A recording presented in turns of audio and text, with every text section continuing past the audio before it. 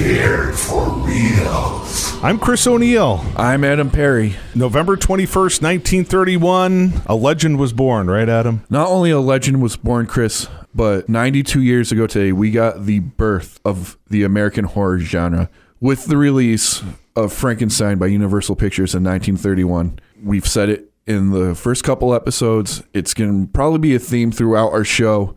We love horror. We love weird. We love cult. This stuff does not happen if 92 years ago today, this movie doesn't come out. And that was interesting because Dracula had been released several months before. But yes. This one, it cements different. It. Dracula comes out and it's a smash hit. The significance of Dracula is it was the first legit, I mean, there had been horror movies before. You know, we obviously know of Chaney. We know the German Expression movies with Conrad Veidt. But Dracula was like especially in America, the first supernatural movie to come out that didn't have a nod and a wink at the end. Right. It's a smash hit. We're at the beginning of the Great Depression. And then 6 months later, they come out with Frankenstein. Dracula was a hit, but most studios just kind of put it off as a flash in the pan. Frankenstein comes out, and it is clear that the American audience want this. It was a monster. Yes. Literally. Yes.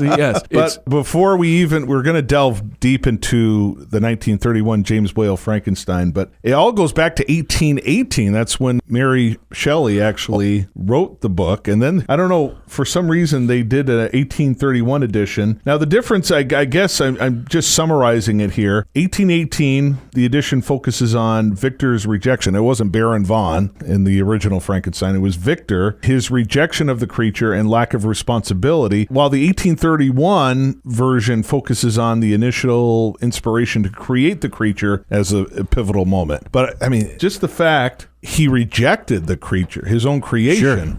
That was what was fascinating, and they have to try to abridge it and all that kind of stuff like that. From that, I mean, they had literally the first stage production was in 1832, and then you fast forward to 1910. That was the very first time Thomas Edison produced the very first Frankenstein movie. It's literally called Frankenstein. It's 1910. Mm-hmm. The movie's 10 minutes long. Very fascinating. Interesting, I mean, the motion picture camera really being tested here and played with by Edison and our very first monster, Mr. James Ogle. James Ogle made quite the impression. Yes, in a almost goofy, but it was hammy at the time because other than like Lon Chaney and Conrad Veidt, silent cinema actors for the most part, just way over the top. Well, this was way before that. Yeah, Edison Frankenstein comes out where there's really no medium for motion pictures. It's brand new. You have Georges Méliès over in France. And then you have, in America, D.W. Griffith was starting to come to fruition, but this is like the birth of cinema. Thomas Edison was at the forefront, the beginning of cinema as we know it. And then you had a movie in 1915. It's a lost horror film. I don't even know if you can find it online anywhere, but Life Without a Soul. A doctor who creates a soulless man. In the end, it turns out that the young man has dreamed the events. So again, it was like a very early Frankenstein. Then there was one in 1921. It was an Italian silent film. Did you hear about this one? I haven't heard about this one, but if I could just make a point about the last one you just mentioned. Life Without a Soul? Life Without a Soul, that was very much the horror genre. There was always a swerve at the end that the monster really wasn't real. It was someone dressed up, or it was a dream, or it was... So, again, and that's what Dracula did. It was the first non-compromise, totally serious depiction of... I think Lon Chaney before Dracula, but... Yeah, Hunchback and Phantom of the Opera, but again, it wasn't a genre. No, it wasn't a genre. That was Lon Chaney was his own genre, pretty much. Yeah. In 1921, you had this Italian film, Eugenio Testa, again, Baron Von Frankenstein. Right. That's how he was introduced. It's another lost film. I don't think you can find it anywhere. I hope sometime we get all these lost films on physical media. That would be great. I guess there's a photo that remains. There's some promotional material, and there's like one review that was published to give insight to what the film was. But Mostro di Frankenstein, 1921 Italian silent film, 102 years old. And then After 1920, I think it was 1926, 1927, Universal, one of the executives saw this live performance of Frankenstein by Hamilton Dean. Yep. And they were blown away. We have to make this into a movie. Originally, it was Bela Lugosi that was offered the role of the monster, right? He wasn't offered it. He was given it. Dracula director Todd Browning. After the success of Dracula, that was the obvious choice. We're going to go Todd Browning. We're going to go Bela Lugosi, Edward Van Sloan. Yeah. One of the only cast members to actually stay through the finished product of Frankenstein through the filming. According to legend, the Laemmles went on vacation. They ordered the studio to do a test shoot of Lugosi in makeup just to see how it would look, and apparently it was god-awful. Is there any surviving pictures, or are they all gone? We haven't found it yet. I know the legendary Rick Baker, that's kind of like his... Oh, Rick Baker, yeah. It's his retirement mission to try to find this footage. It has not surfaced. It was just... And again, as we're talking Frankenstein, and especially this Lugosi angle to it, we have to acknowledge the fact that when Boris Karloff gets offered Frankenstein, this is not the script or the movie that Bela Lugosi was offered. Right. And it was not the makeup. The makeup test for Lugosi, they described as very clay-like, very swollen in the face, almost like the Golem. And apparently when the Laemmles came back from vacation, they were laughed off the set, if I'm making short talk of this. You brought it up earlier. German expressionism horror films were very influential, and some of those German filmmakers came over to Hollywood. Sure. The Golem seemed like the most obvious choice, even though it really had nothing to do with Frankenstein. They basically, they canned Todd Browning Lugosi, which Lugosi was absolutely fine with. He was not shy about telling everybody how upset he was that he had the smash hit of Dracula, and now that they were hiding his beautiful face under makeup and making him grunt around a laboratory, something the stuntman quote unquote could do. Basically, as consolation to Lugosi and Browning, they get Murders in the Rue Morgue, something we can shelve for another time, but they go to that. They hire this British director named James Whale, who just came off the stage and film success of Journey's End. Basically recast the entire movie, again with the exception of Edward Van Sloan and Dwight Frye. Yep. And the legendary Colin Clive, who tragically would die within the next 6 years at the age of 37 from alcohol. The writer Gregory Mank, who does a lot of books on these old movies, 2 years ago wrote the official, to the best he could, biography on Colin Clive. It's fascinating. This dude was tortured, lived a tortured life, but and you could tell in his performances. I mean, he knocked him out of the park, and he was very real. At that time, I mean, Colin Clive never got the accolades he deserved because, at that time, Paul Muni was one of the few natural actors in Hollywood. Colin Clive a lot of people don't give him enough credit. No one says it's alive quite like him. But it wasn't hammy. It felt real when he was exasperated like that. He was just excited, but also kind of scared at the same time. It was what an amazing reactionary performance. It was also, having read that book and kind of understanding Colin Clive a little bit more, it was definitely a reflection of his life. People who knew him and talk about him, they describe him as very Frankenstein-esque. Yep. If he was sober, he was the sweetest, kindest, gentlest human you could ever meet. He started drinking, he was a nightmare. Yeah. And the drinking led to his death at the age of 37 in 1937, literally right after Bride of Frankenstein, which is probably one of his very last performances. And again, other movies of his like Mad Love, Journey's End, fantastic movies and fantastic performances from Colin. And the sad part is his life's so tragic that his ashes to this day are sitting at the Hollywood Forever Cemetery unclaimed. Isn't that something? Colin Clive, Dr. Frankenstein. What a troubled life. We could do like a whole episode just talking about Colin Clive's tragic career. I mean, what could have been? He was top billed. He was. Yeah. He was. The biggest star in the movie at the time. And it's just so unfortunate that not a lot of people remember him other than the few movies he did with James Whale. Yeah. Great memorable roles, but he could have done so much more. Sure. And then, of course, there's the big green monster in the room. Yes. Boris Karloff. And our very first episode, we got into Mr. Karloff. Yes. We're really going to talk about what he brought to Frankenstein today. Just to recap, he gets the role. He's sitting in the Universal Commissary. After 80 roles. After 80 movies. He's dressed in his best suit because... he was doing Scarface. Yeah. He's looking like a gentleman, and Mr. Mr. James Whale sees him and is fascinated by his skeletal bone structure. Right. Boris now becomes our monster, which our first episode came out on Halloween. Right. What would Halloween be without that green face, flat top, electrodes in the neck, Yeah. big boots, And that was the stomping thing. around? And This is Karloff. Right, and that's the thing. In the novel, they don't mention anything about electricity or No. anything. Very vague about his laboratory. They don't even say much about his laboratory, so it's very vague. So Universal had a fun time coming up with their own. Their laboratory. Yeah. And even the creation scene gets open to interpretation. Is Right. there a science element to it, or is there like a black magic? It makes for an entertaining movie. Right. That's for sure. Let's talk about the makeup, because you know Yes. some of about the Oh, makeup, boy. because everyone can look at Boris Karloff's performance in Frankenstein. Oh, the makeup. Yes, the makeup was amazing, but underneath that makeup, Karloff was able to have all of these human expressions.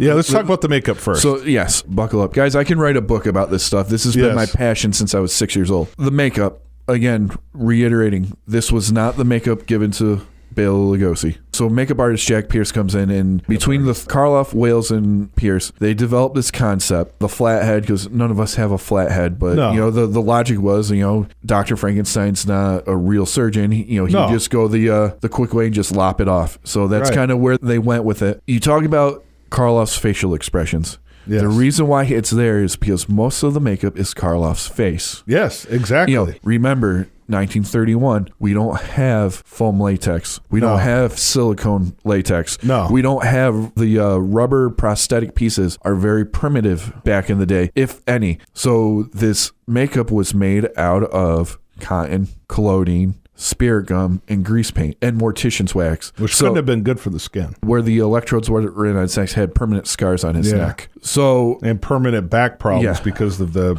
no, I'll get to his back problems later. Yeah. It wasn't from the boots. The boots were uncomfortable. It's the part where you see him carrying Colin Clive up the hill to the hill. That's yes, Yeah. and he was actually rumors is that he was being tortured by James Whale. James Whale made him do that scene over 30 times. And Permanently wrecked his back. And it permanently wrecked his back. The boots was another discomfort for him too. I remember. Well, I mean, the whole thing had to Yeah. be discomfort. I mean, 20 pounds of cotton on your face and glued to pine sap and a liquid glue. I heard 3.5, 4 hours at least for 3.5, 4 hours to put on, 3.5, 4 hours to take off. Oh, it's a full day. And you can actually find pictures of different stages of the makeup. At one point, you can actually see there's a close-up of Karloff's eyes, and his eyes are wide open. And he actually had the suggestion of taking mortician's wax and putting it over his eyelids so he couldn't fully open his eyes to give it a more dead look. I mean, just subtle stuff like that really brought this makeup to life and as iconic as it is. Another thing is what people couldn't figure out is how did his face look so caved in? Well, Karloff had a bridge. He had false teeth. Yes, he So did. he just popped them out, and Jack Pierce would just shade in and give it definition. And that's it. He had the forehead build with the wig. He had the electrodes glued on, and then the mortician was the rest is pretty much his face, his own face. Oh yeah. Other than Lon Chaney, Conrad Veidt, those guys could do wonders with the face, but the expressions that Karloff was able to pull off. Sure. Because he was a silent film actor just like those two Yeah. guys. He brought so much the human touch to the role, that magic with his facial expressions and everything. The brilliance of Karloff and his Right. acting ability. He read that and he found the sympathy, he found the pathos. Right. Whereas I wouldn't say a normal actor, but maybe a less Capable actor. Yes, Lugosi would have seen a monster just stomping through a laboratory, a mute brute. Yeah. Again, to be fair, not the same script. No. But still, it's easy to interpret that in your own brain as you're reading it. You brought up very briefly Karloff disagreeing with James Whale about throwing the little girl in the water. Of course, we're talking about the movie Frankenstein. Before you watch the podcast, spoiler alert, we're going to delve into all of the plot twists and turns. I thought James Whale had such an incredible scene there, and it was very graphic at the time. You see the monster, they're both throwing little petals of the flower. Playing. Yep. Yeah, they're playing. Like kids. He's a kid. Oh, anything can float on the water. So he picks up the girl, throws her in. Karloff did not like that. Karloff did not like that. He wanted Karloff championed to have the scene play out just to show the innocence of the monster. He thought that everything else that went on in the movie, he had already killed Dr. Waldman in the laboratory and Fritz. Yeah. He was about to tear apart Frankenstein's wedding. Karloff championed that this should just be an innocent scene where Wales and I agree with Wales. I do too. You know, this is the tragedy of the Frankenstein monster, is that he doesn't know. It's one of those very important moments in the movie. And Karloff may disagree, but he understood he understood at the time, you know, because they literally felt the same way about the monster. They really did. They just had different ways of getting to the heart of the monster. And you know, and again, back to the back injury. This is old school Hollywood. You don't step on the director's toes, because like, remember back then, with the exception of a Chaplin or a Chaney, it was the director's baby, right? And you did not cross the director, right? Chaplin directed himself, so there was no worries there. He kind of took his frustrations out on Karloff on that scene where he's got Colin Clive on his back going up the hill. Yeah, and that permanently wrecked his back for life. He had multiple back surgeries. He suffered until he died. Again, you got Frankenstein. Right. I might add that the little girl getting thrown into the water, I believe the little girl's name was Maria. She gets thrown into the water. That was cut when it was aired on TV for many, many years. It was cut from the theaters. Yeah, they cut it after a few screenings. We're jumping all around here. When the movie finally comes out, there was 2 major cuts. That's after the It's Alive scene. Colin Clive says, "In the name of God, now I know what it feels like to be God." Yeah, that was cut. That was cut almost immediately. Yes. And the little girl drowning was cut. Honestly, the cut made it look more terrifying, because the way the cut for that scene played out, you see Karloff reaching for Maria, and then the very next thing you see is the father carrying the dead girl. So, I mean, like, what really happened there? Well, we've mentioned it 2 or 3 times already. What you don't see is even more horrifying. Absolutely. But, and it wasn't, those scenes weren't restored into the cuts until the 80s. I know. Thank God for home video. Yeah. Thank God that they preserved them. Right. Film was expensive. It was recycled. It was recycled, burnt. It does not last forever. No. It deteriorates. And I'm not going to say this is on purpose, but especially in the case of Universal, every time they want to do something big and different, there's usually conveniently a big fire. I'm not saying that that's on purpose, but it's, you can expect a giant fire every once in a while in the Universal backlot. So you lose a lot of stuff. Right. So Frankenstein, 1931. Again, no one was expecting this to be a hit. Carl Laemmle Jr. was expecting it to be a hit. He wanted it to be a hit, but there was no guarantee. Yeah. He had Dracula and then luckily Frankenstein, and they were off to the races. Yes. Today, does the movie scare people?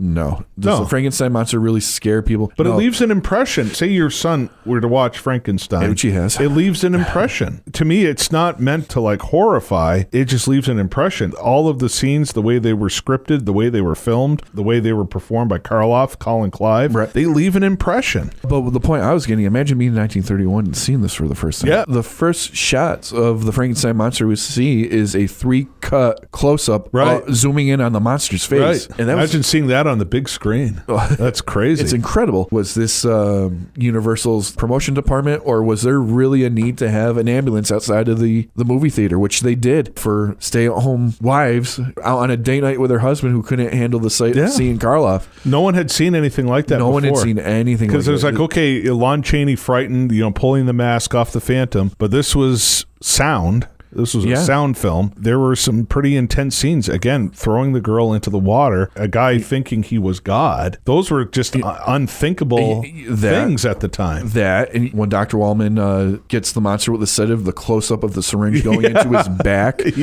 seeing Fritz being hung, the monster coming back to life after the sedatives and stuff wasn't done before. No, it wasn't. It wasn't. Because of Frankenstein, the huge success it was, to say the least, you have some short cartoons that follow. Right. And then James Whale follows it with, it's one of the greatest sequels of all time, The Bride of Frankenstein. If not the greatest. We'll do a whole podcast about sequels. Right. There are several sequels which I beg to differ with you, my friend. Okay. But Bride of Frankenstein is one of the greatest sequels of all time. It's one of the first sequels of all time. It is one of the first. There's a lot we can dive into, but Elsa Lanchester made quite the impression. She plays 2 roles in that. Yes, she plays Mary Shelley and the monster's mate. She's never billed as the monster's mate. No. It's a question mark in the credits, but she is billed as Mary Shelley. Oh, what can you say about Bride of Frankenstein? So yeah, Bride of Frankenstein, James Whale didn't really want to do it. He didn't really want to... hence the 4-year gap. Yeah. It was originally titled Return to Frankenstein. And then, the best way I can describe the difference between Frankenstein and Bride of Frankenstein, like you think Tim Burton and Batman. You have the first 89 Batman and then 1992 Batman's Return. They kind of like Tim Burton, they kind of let James Whale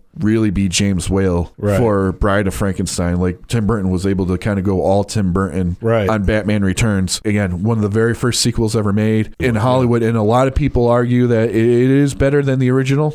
I disagree. I just have too. such a spot in my heart for the original Frankenstein. He recasts almost the entire movie with all English actors. Elizabeth is recast. But again, the same characters, but just different The same actors. character, different actors. He did a, so yeah, he brings in one of his favorite actors, Ernest Schlesinger, to play the evil Dr. Pretorius, who was a mentor to Dr. Frankenstein, as we find out in the movie. I mean, back to the makeup. Again, the brilliance of Jack Pierce now is evolving the Frankenstein monster makeup. Right, because it's a little different. It is a little different. Well, and also the 3 to 4 years between the making of these, Boris Karloff is now successful. Yes. He can afford a dinner. So yeah, he put a couple pounds on it. His face filled out more. He's now billed as Karloff. He's a superstar now. But what Jack Pierce does that's brilliant, because the monster survives the burning windmill, he puts the burns in the face of, he singes the hair back, so the monster looks like he's been through something. If you watch carefully throughout the movie, his face heals, his hair grows back, and by the end of the movie you have a whole different makeup to when he started, when you first see him in the wreckage of the windmill. It's brilliant. It is absolutely incredible. And then the monster talks again. Another protest by Mr. Karloff. In the book, he learns how to talk. In the book, he learns how to talk, but in the book, he's also very articulate. Boris plays it like a child who's just learning how to talk. Right. Some people like it. Some people don't. I don't mind it. I think it adds to the story. This is Karloff at his full powers now, really pushing the sympathy aspect to it. When he's finds the blind man in the woods. Yes. And finally, someone is showing him some sympathy and care and love.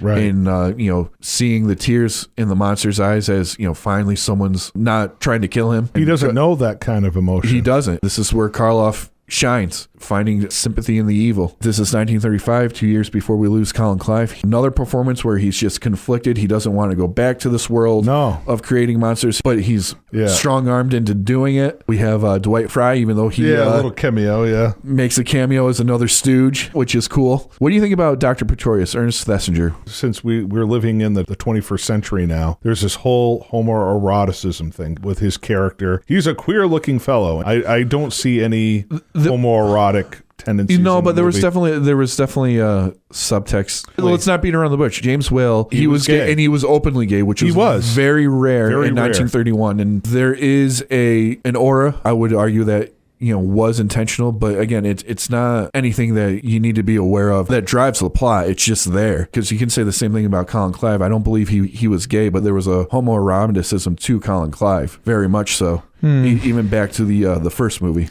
See, I just, enjoy the entertainment part, and absolutely, there are certain movies where it beats you right in the face, right? And I didn't really see it in these movies. It's talked about more than it was back then. Yeah, because this stuff was groundbreaking. You didn't see stuff like that. It was taboo. I mean, in England, if you were a homosexual man or woman, you were arrested for that type of lifestyle. Put in an insane asylum. Yeah, to be that bold is pretty incredible. Bride of Frankenstein is memorable. It's great. It's really difficult to top. Once you've hit the top, very few directors can hit another one out of the park. And he did twice. James Whale did it 2 or 3 times. Bride of Frankenstein, definitely. And another interesting thing is there's some subtext with the bride as well, because she rejects him. She doesn't even think about it. She rejects him. She screams and hisses at him. What's fascinating about the actual bride, she's in the movie for 5 minutes at the most, if that, and she's just as iconic as the Frankenstein monster today. She never returned in any of the sequels. No, that's it. Just that 5 minutes at the end. Except Madeline Kahn and Young Frankenstein. Yeah, but still. But you know what I'm saying? Right. I mean, what an impact! What an image! Again, Jack Pierce in the makeup department doing his thing. A totally different makeup as to what he did with Boris Karloff. This is almost a beauty makeup with a couple scars, and it's fascinating to look at. It really is. You have Bride of Frankenstein, and then you have a couple short cartoons, and then again 4 years pass, and then you get Son of Frankenstein. Okay, so before we get to Son of Frankenstein, we got to put into context of what's going on with Universal at this time. At 36, the Laemmles, the ones responsible for Dracula, Frankenstein, The Mummy, Old Dark House, Invisible Man, Bride of Frankenstein, these really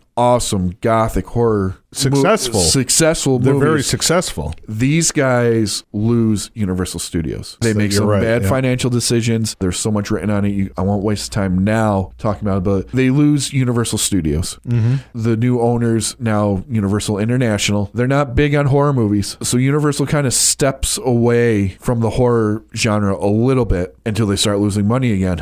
It always goes back to the dollars. So now what you get is, instead of the studio going all in on one movie like Frankenstein or Dracula, they kind of give it a B budget, and it's kind of made on the quiet, but they know it's going to make them money. So for a third and final performance, Boris Karloff returns. Colin Clive has since passed in 1939. It's now 1939. Colin Clive has passed. So he's replaced with Basil Rathbone as the son, as the son of Frankenstein, hence the title Son of Frankenstein. Right. The diamond in the rough in this movie is the addition of Bela Lugosi as Igor. This is where Igor comes into play. You see Igor kind of as a comical figure in Young Frankenstein and cartoons, right? But this is where the very first, correct me if I'm wrong, it's the very first Igor conception. You had the Hunchback of Fritz. No, this is like the first Igor. Yeah, the first Igor. Links to Frankenstein. Another incredible makeup job by Jack Pierce. Really transforms Bela Lugosi into something you don't recognize. Gosh, I know. And this is Lugosi at his full powers, showing everybody that he's not just one thing. You can almost say that he stole the movie. Upstages Karloff. Yeah. But Karloff, being Karloff, has his moments too, when he finds Igor dead, and the pain in his wail when he... That was his best friend. That was his only real friend. Yeah. The monster goes back to mute. Interesting movie. Talking about the human aspect. Friend, yes, but he's truly being manipulated by Igor. Yes. The whole time. And he befriends Baron Frankenstein's son too. He's like the real villain of the film, Igor. Igor is, yes. Yes. Yeah, because he's enacting revenge on the people who tried to hang him. Hang him, yes. That he survived, which is why he's got the hunchback and the broken neck. Yeah, and not only that, the way Lugosi transforms his voice, like a guy who was hanged, because his voice is kind of scratchy, and I mean, he did all that. I mean, Lugosi's performance is brilliant. Yeah, and this is the third pairing of Lugosi. Yeah, that's right. It might be the fourth. I have to check. It's either it was 3 or 4. Yes. Yeah, because I know definitely the Black Cat had come out, the Raven had come out, and I'm not sure when the Invisible Ray came out, but somewhere in between,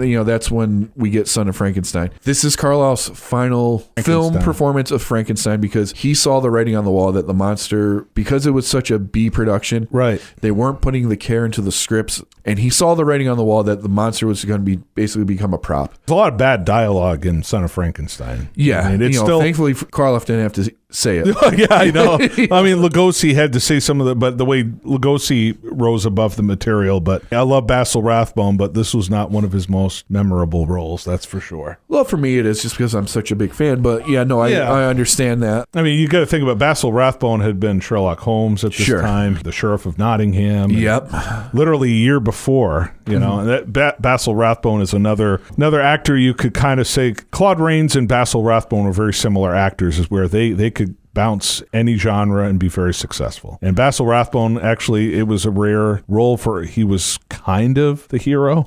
Right. Son of Frankenstein comes out and it's a success. Huge. And again, and here's the thing, Frankenstein does it again. About 3 or 4 years, the public had forgot about these horror movies. Son of Frankenstein comes out and they're like, we love these movies. Right. So now we got, we got a franchise.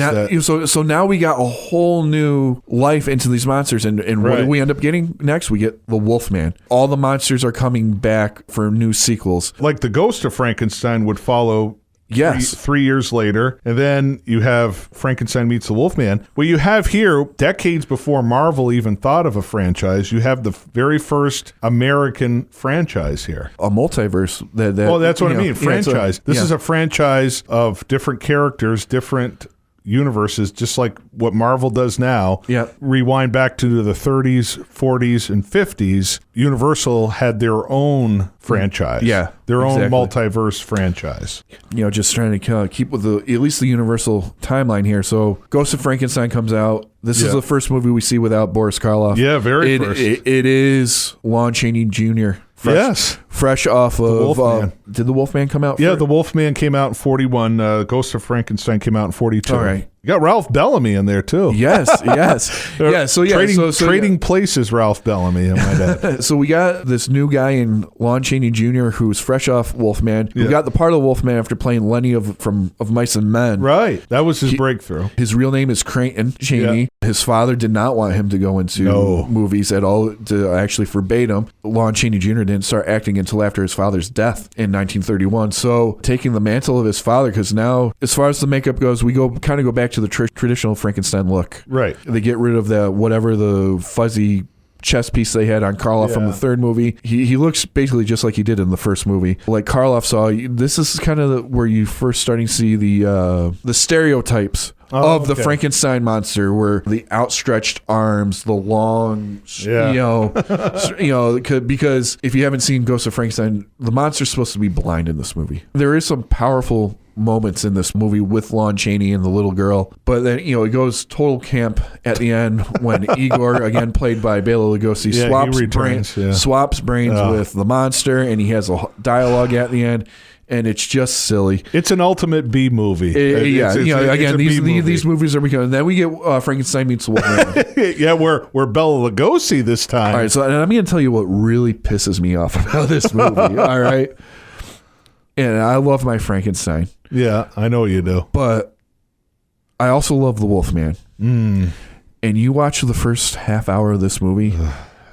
It's not one of my favorites. The first half hour of this movie is nothing but Wolfman. I know. Had they stuck with that and just made a legit Wolfman sequel, I would have loved this movie. But they forced the Frankenstein in there. Exactly. It's a forced...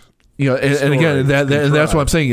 I love the first 30 minutes of this movie because it's a Wolfman sequel. But you get to see Bela Lugosi as Frankenstein's monster. So after rejecting the role and getting fired from the role, now we have Lugosi as the Frankenstein monster, and it's the worst thing we've ever seen in our life. Yeah. Because obviously Lon Chaney Jr. can't be the Wolfman and the Frankenstein monster at the same time.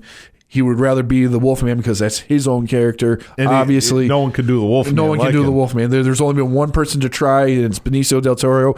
Don't get me started on that. I'm sure I'll go into that conniption later on. In the, but yeah. But there was supposed to be. There was originally they were going to have Frankenstein's monster talk. Yes. But he sounded like Igor. Well, he sounded like Bela Lugosi. Yeah, but literally they like, that people will think it's the Igor character kind of talking again, because it was like he was struggling talking as like Igor had a hard time talking too, and so it would have been like a similar thing. So they just bagged all the dialogue for the monster. Well, and not only that, we also understand Lugosi is much older now. And he's having health issues. He's battling his own demons. Because I can't remember the guy's name, and it drives me nuts. But there was another guy in the Frankenstein makeup for a lot of the movie, and it was not Lugosi. Was it Glenn Strange who would later play him? It wasn't. Glenn Strange was a stuntman. Yeah, you were talking about stuntmen earlier. No, he's next. Yes. But there's another guy. I want to say it's Taylor. His first name's Taylor. I can't remember. I have to look it up. But like, when you see the monster in the ice, that's not Lugosi. No. The action scenes, that's not Lugosi. The only times you really see Lugosi in the as Frankenstein is for the close-ups. Right. Unfortunately for this movie, and you talk about the dialogue. Yeah, you can watch this movie and still see in the wide shots the Frankenstein monster talking, but there's nothing coming out. I know. So that you can always see that in certain movies where the mouth is moving and there's nothing coming out. It's like, okay, this was obviously cut. So yeah, you had Frankenstein meets the Wolfman. I mean, it's a curiosity movie. I mean, if you're not really a huge Frankenstein fan, it's not necessary. But if you are a huge Frankenstein fan like Adam and I, you got to watch it at least once for curiosity purposes. I will say it's grown on me over the years. I've watched it. I've watched all these movies multiple times. It has grown on me. I'll still say to this day, I wish they just kept it the Wolfman, because again, the first 20, 30 minutes is fantastic. You can tell it's forced. You can tell they were just trying to put something together that didn't really work. They tried to make it work. Right. It's like, why force it, you know? Yeah. And so next movie, Karloff is back. Yes. Yes, as a mad scientist. Damn it. He's back as a mad scientist.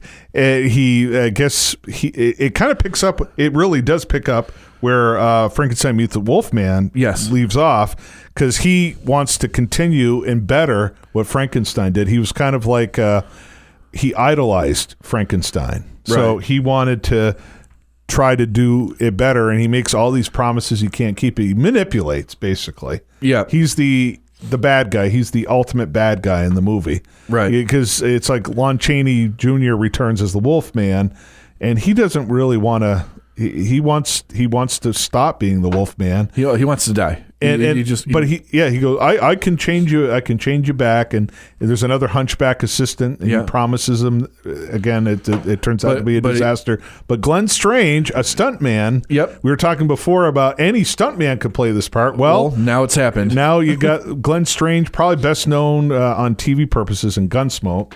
But Glenn Strange is the monster. He would revive it again.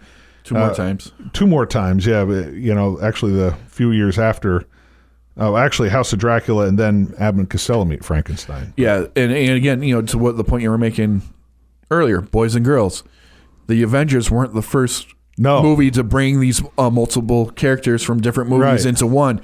House of Frankenstein, Universal. It's our classic monsters. We got Frankenstein's monster. We got the Dracula, the mad scientist, the Wolfman, the hunchback assistant. Yes. They're all there. They're all there. The stereotypes that we now, the cliches, if you will.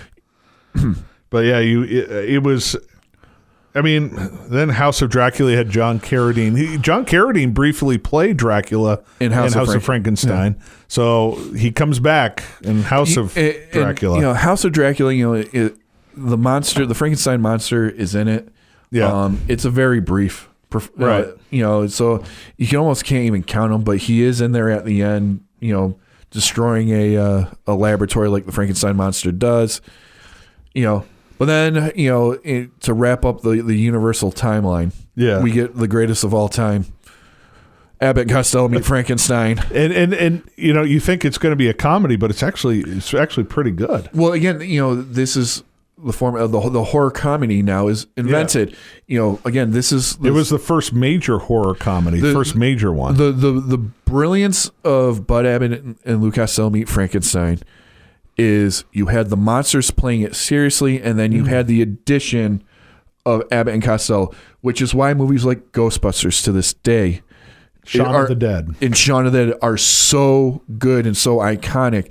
Ghostbusters, everything around the Ghostbusters is real, right? And then you had Bill Murray, and Dan Aykroyd, and they take it seriously, but they have the comedic element to balance the horror, right? Abbott and Costello meets Frankenstein is the first to do this, or at least do it successfully. Right. Another interesting note we need to mention is if we're talking Frankenstein with Abbott and Costello meet Frankenstein, first movie without Jack Pierce. That's true. Jack Pierce had been let go because they were giving way to more movies like Wizard of Oz, where now foam latex and rubber appliances are starting to, they're easier to put on. They're easier on the actors. They're more comfortable. Almost killed Buddy Epson. They're quicker. Yeah. To a quicker process to do. Right. So yeah, this is the first time we see a foam latex headpiece on the Frankenstein monster and the Wolfman.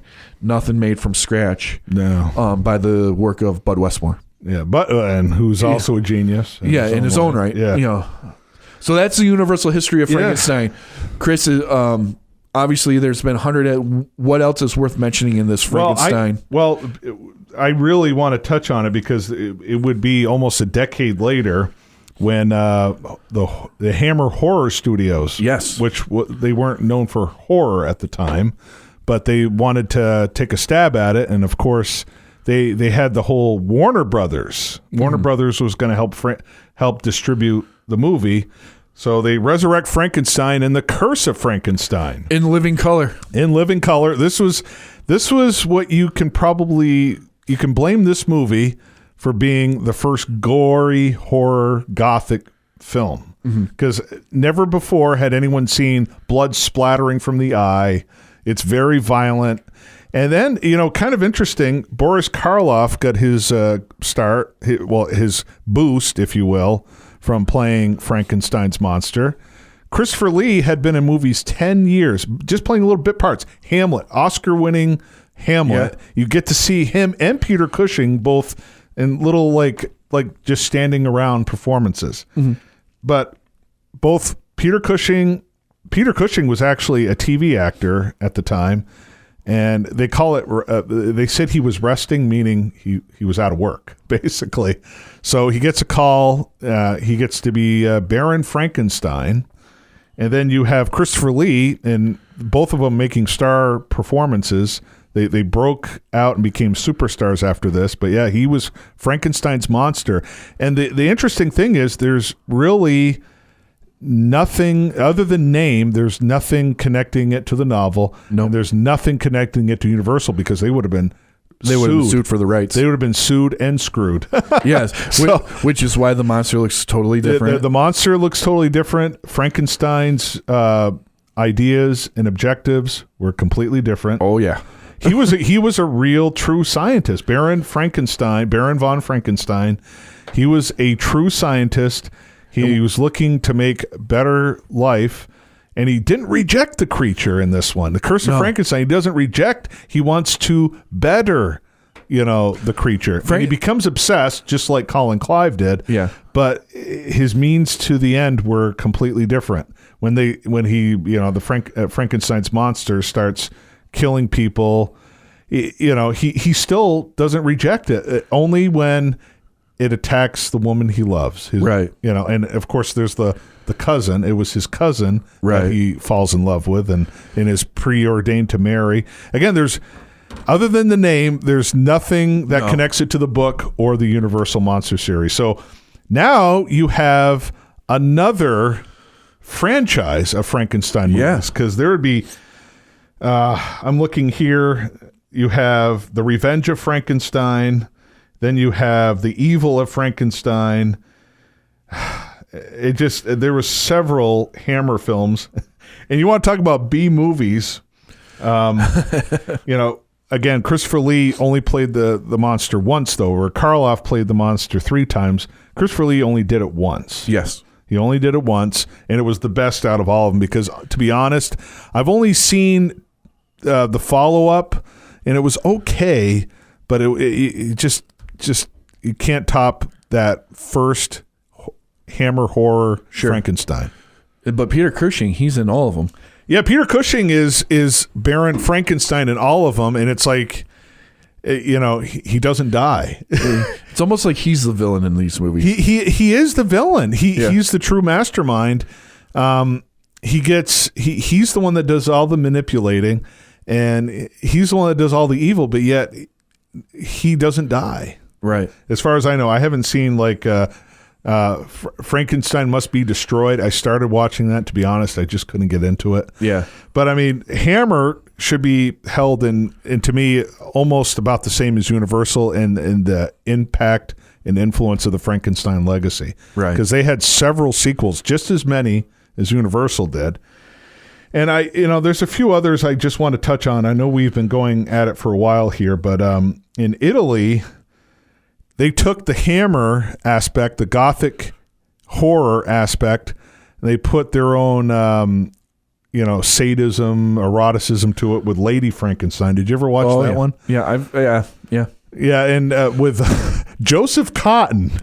Joseph Cotton, again, he plays Baron Frankenstein, his one and only appearance. And this is 30 years after Citizen Kane and Magnificent Ambersons. But yeah, Joseph Cotton, very, very erotic. And this time, Lady Frankenstein is Baron's daughter. And, it's almost like a couple of different stories just plopped together. It works as a B movie. As a matter of fact, everything from Son of Frankenstein on, in my opinion, were just B movie fun, in my opinion. And then you pretty much have like a weird decade in the 70s. You have Frankenstein 80, then you have Mad Monsters You had Dracula versus Frankenstein, the mini Munsters. But it also inspired a huge legacy of the impact of the very first Frankenstein movie. Right. And this one you should see, Adam, mainly because it's told from the children's point of view. It's called The Spirit of the Beehive. It came out 50 years ago. It's literally 50 years old. It's a Spanish film. The guy who made it only did like 3 or 4 movies. But this one is all about this young girl and her sister, this road show, because basically it came in a carriage, all of these reels of Frankenstein. And they watch it over and over and over again at the local theater in this small rundown town. This takes place during the Spanish Civil War in the early 1940s. It's fascinating how she becomes so obsessed with this creature, she wants to find the monster. And then, like, near the end of the movie, you kind of like, does she imagine it or does she literally see the monster? The whole reflection in the water, just like the Bride of Frankenstein. Remember that? Yeah. He sees himself. She sees his reflection in the water, and you don't know if it's a dream or anything like that. But it just shows the fascination of it. It's not a horror movie. It's a drama. There's a lot of subtext with political stuff that was going on at the time in Spain. But Spirit of the Beehive, I wanted to really, as the impact of Frankenstein's monster, Boris Karloff's Frankenstein's monster on society and the whole world. Sure. This is in Spain. And so we have like all these Frankenstein's great Aunt Tilly in the 80s. Frankenweenie. Remember Frankenweenie? Tim Burton. Yeah, that was 1984. Then you had The Monster Squad. Oh, The Monster Squad. All-time favorites. It's so much fun because it brings back all of the Universal monsters. Yeah. Including Tom Noonan, who is probably only known for playing bad guys. This was one of his few decent guy roles. We can give a whole show to Monster Squad, but yes, best Dracula ever, aside Lugosi, I think Duck and Rigere. The funny thing is I remember watching that movie like 1,000 times when I was a kid. Yeah. And then there was the TV series Zorro he was in. Yeah. It was like, yeah. Whoa. The guy, unfortunately, he never really went anywhere, but his Dracula. So good. Again, he played it serious. Everyone else was playing it as a comedy. Right. To a degree, yeah. Well, the Wolfman was serious, you know. Yeah, no, all the monsters are and that's the magic ingredient in movies like that is the monsters need to be taken seriously. You can't make a joke of them. No. And then I don't know if you saw, there was a 1992. This was interesting. You had Randy Quaid playing Frankenstein's monster. Did you ever see that? I did not see that one. It was a mini series. It was like a 2 or 3 part thing, but it was fascinating. Randy Quaid, it's definitely probably the most faithful to the book. It really is faithful to the book. You had Randy Quaid. Patrick Bergin is Frankenstein. Randy Quaid is the monster. John Mills, a very famous British character actor. He plays the blind guy. And then, literally 2 years later, Francis Ford Coppola wanted to direct, because he had famously and brilliantly did a great job with Bram Stoker's Dracula. Mm-hmm. So he wanted to tackle Mary Shelley's Frankenstein as a way, like, hey, this would be a good double bill. Unfortunately, I don't know what happened, but somehow Kenneth Branagh took over, and Coppola stayed on as executive producer. Right. But they butted heads big time. Finally, Francis Ford Coppola was like, this is not my movie. You talk about a troubled shoot. You had Kenneth Branagh in there, and it was, as far as theatrical releases go, it was the most faithful to the book, but it had a lot of problems with it. Have you ever seen that? Oh, yeah. De Niro is amazing. De Niro literally spent time talking with stroke patients. De Niro does what De Niro does. He gets really into his roles, heavily researched it, and you would never have imagined the guy from Mean Streets playing Frankenstein's monster. So, I mean, De Niro did a great job, but Mary Shelley's Frankenstein is just a mixed bag of, there's some good moments in it, but Kenneth Branagh either goes really big or it just serious dud. Mary Shelley's Frankenstein, yes, it's the most faithful to the book, but it's just so problematic. I consider it a misfire in the Frankenstein legacy. But it doesn't stop there. It just keeps going. There's even references in Lilo and Stitch. To Frankenstein, and then just had a couple of Frankenstein adaptations in 2004, and then Frankenweenie. There's Tim Burton doing that again, the whole Frankenweenie thing. Then you have Frankenstein's Army, and then you've got Hotel Transylvania. Yeah, that, I mean, like, Frankenstein was even in the Chipmunks, man. Yeah, the Munsters too. The Munster. Yeah, the Munsters back in the 60s. Yeah, with Glenn. The 60s, and then Rob Zombie's latest concoction. So the legacy all points back to the 1931 movie, which is 92 years old. As we talk today, Universal is trying to reboot this monster universe. They tried back in the mid-2000s. Yeah. They had Van Helsing. Yeah. They were going to do a whole thing. They're still trying to do it. It was just a disaster because of the mummy, the Tom Cruise mummy. Yeah. As we speak, Guillermo del Toro is making his own Frankenstein. Yeah. It's still relevant. I mean, all the monsters are. I mean, just this past year, we had 2 Dracula movies, Renfield and Last Voyage of the Demeter. This stuff holds up. It does. It all goes back to these 1931 original movies. Frankenstein's monster especially. Boris Karloff, James Whale, the Carls. They had something special there, and it's like fine wine. It just keeps getting better with age. Yeah. And just to put a quick cap on the Karloff legacy, he did play the monster 2 more times. One released, one not. He suited up as the monster for the TV show Route 66, mid-60s. The Secret Life of Walter Mitty. He was in the 40s. In the 40s, he was made up by Jack Pierce as the Frankenstein monster. It was shot, but was never released. Never made the cut. Even Arsenic and Old Lace. Arsenic and Old Lace. He did it on Broadway. He didn't do it in the movie because there's a lot of problems with that. But yeah, I mean, it's just the legacy of James Whale's, Boris Karloff's interpretation of Frankenstein. Colin Clive, all of the filmmakers, Jack Pierce, all of them. It just goes back 92 years. 92 years. And it's still going to continue. We would not have a horror genre in America today without Frankenstein. Yeah, we had the German expressionistic filmmakers coming over, but again, it all points back to the Universal Studios, their monster movies, and especially Frankenstein. November 21st, 1931. We'll see you next time on Scared for Reals.